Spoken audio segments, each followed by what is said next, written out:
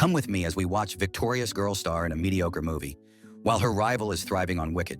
Grande is that she sings everything. We all sing. A woman named Grace, wearing a Lorax outfit, waits in front of the apartment elevator when Alex stands beside her. Grace assumes he's new, and Alex tells her he just moved in on the 11th floor. The two introduce themselves to each other, and Grace says they'll be next-door neighbors. Inside the elevator, Grace looks at the newspaper and frowns at another missing person case within the neighborhood. She mentions that cops think there may be a serial killer in the area.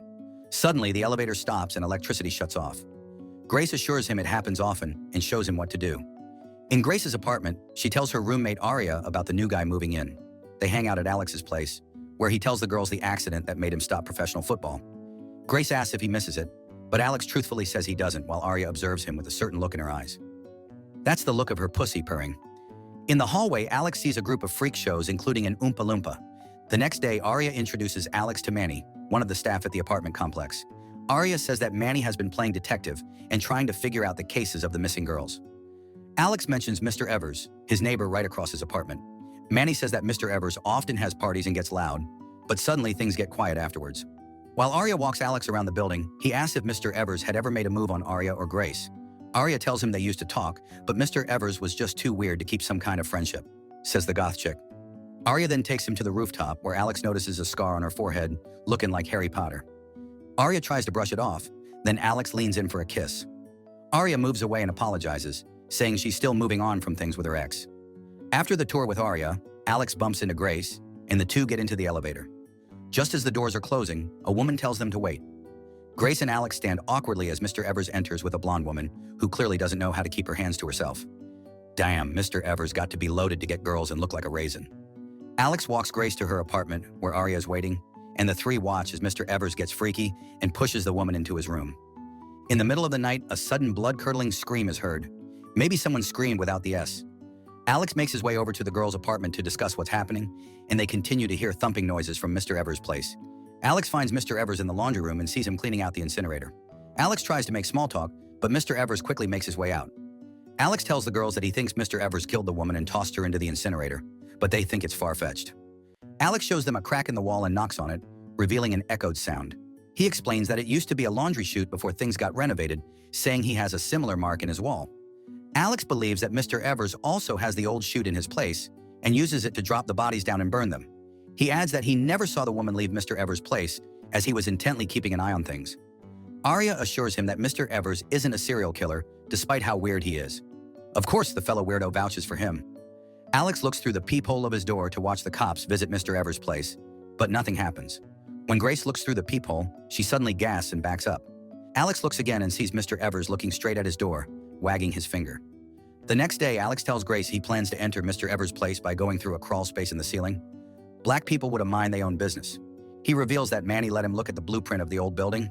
Grace tells him he's out of his mind, but Alex tries convincing her that it'll be fun. Ah yes, get both of you killed. Grace gives in to Alex's plan and watches him climb into the ceiling, despite being claustrophobic. While Alex explores Mr. Evers' apartment, Grace keeps a lookout in the lobby. In Mr. Evers' closet, Alex finds a creepy mannequin with skulls and pictures of women. Yeah, I'd nope the F out of there. Meanwhile, Manny talks with Grace in the lobby and mentions that Mr. Evers is going on a trip for the weekend.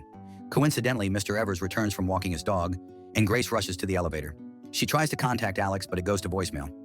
Alex finds the chute in Mr. Evers' bedroom, as well as a hidden compartment full of cash. As he inspects the hidden money, he hears Mr. Evers enter. Alex quickly enters the chute and slides his way down. When he reaches the bottom, he tries opening the compartment, but he's locked in. Mr. Evers tries looking down the chute after his dog keeps barking at it, but it's too dark to see anything. After throwing a baseball down and confirming no one's there, he closes the chute. Alex calls Grace, and she frees him from the chute. They discuss what Alex discovered, and Alex believes that Mr. Evers brings his dates back to his apartment to kill them. Grace comes to the realization that Alex managed to sneak into a serial killer's home and come back out alive. She gets closer to Alex and kisses him, saying she wants to enter Mr. Evers' home and film everything inside. She also wants Alex to enter her. The two start getting steamy together while Mr. Evers investigates the laundry chute. He notices the baseball on the ground, confirming his suspicions that someone was present last night. On the rooftop, Grace and Alex reveal their plans to Aria, who's completely against it and doesn't support them.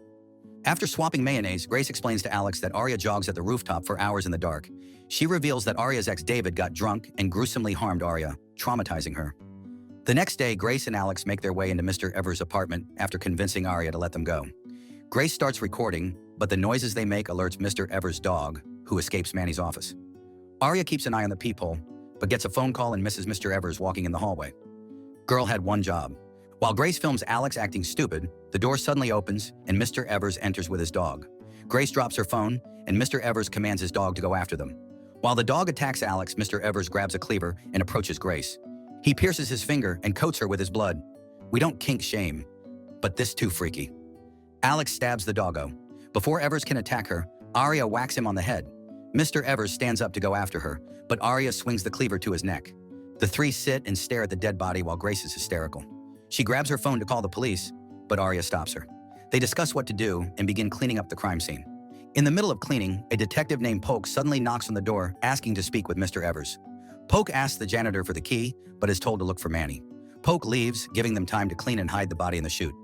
Just as Polk and Manny enter the apartment, Alex and Aria manage to get inside the vent, but Grace doesn't make it in time. Polk questions Manny about a missing woman, but Manny doesn't know anything. After Polk leaves, the group looks at their newfound riches. Grace checks the laundry chute and informs the others that the blood is leaking. Alex and Aria pour litter into the chute and drop Mr. Evers' body, then places the body bag into the incinerator. The next day, Grace is about to enter her apartment when she sees the blonde woman strut down the hallway and knock on Mr. Evers' door. Grace looks shocked and anxious, unable to keep her eyes off the woman. She enters her apartment and panics, but the woman knocks on her door shortly after. Grace answers the door, and the woman asks her if she knows Mr. Evers. Grace replies she hasn't and tries to be calm about the situation. The woman makes herself known as Tovia and tells Grace to inform Mr. Evers that she dropped by and will be back soon. When Tovia leaves, Grace rushes to the toilet to vomit. Later, she angrily tells Alex and Aria that the blonde is still alive and wasn't killed by Mr. Evers. The three get into an argument, leaving Aria to leave upset.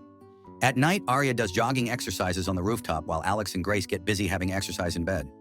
After their cardio, Grace talks about Aria's backstory with her ex. She reveals that David was abusive towards Aria, and one day he ended his life. Aria still mourns about it and hasn't moved on, the regret eating at her. Grace returns to her apartment and sees Aria erasing the videos from Grace's phone. The phone rings and Alex invites them out for drinks. They discuss their next plans in the parking lot, with Alex explaining they need to act normal and perhaps leave the country for a bit. They bump into a blonde man named Claude who asks if they want to play, and the three get weirded out.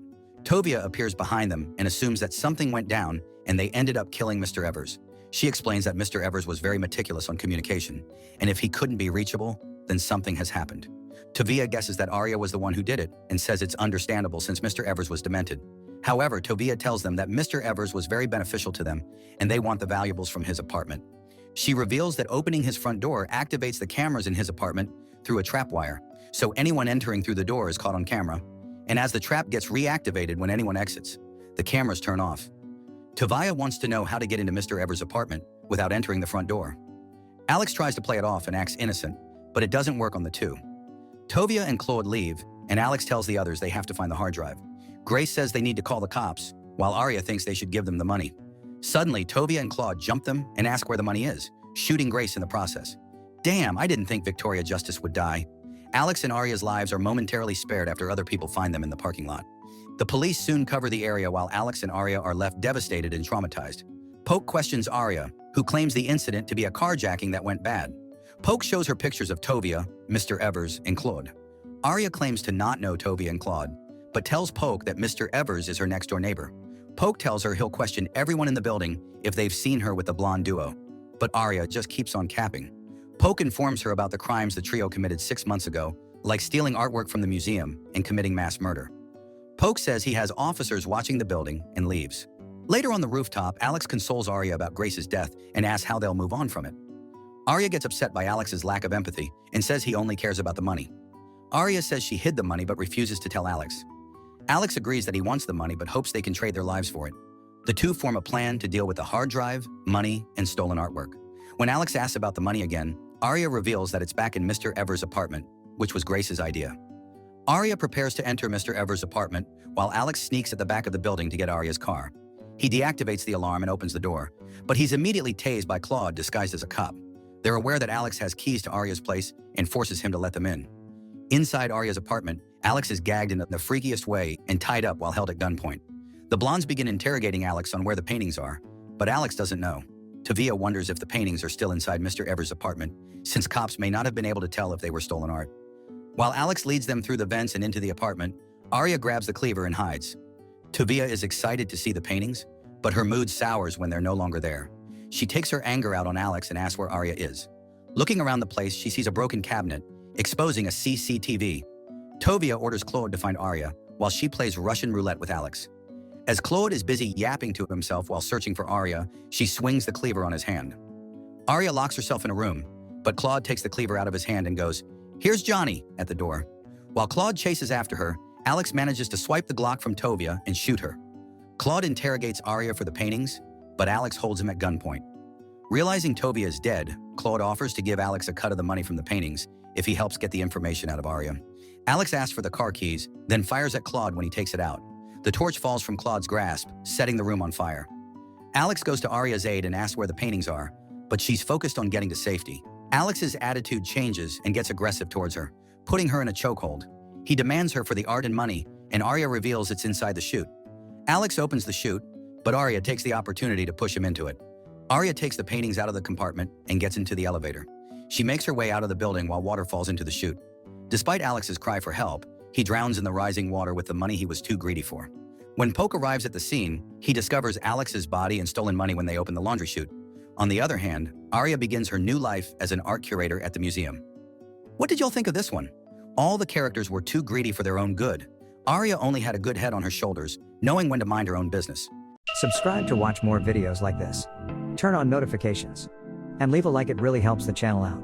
Thank you for watching.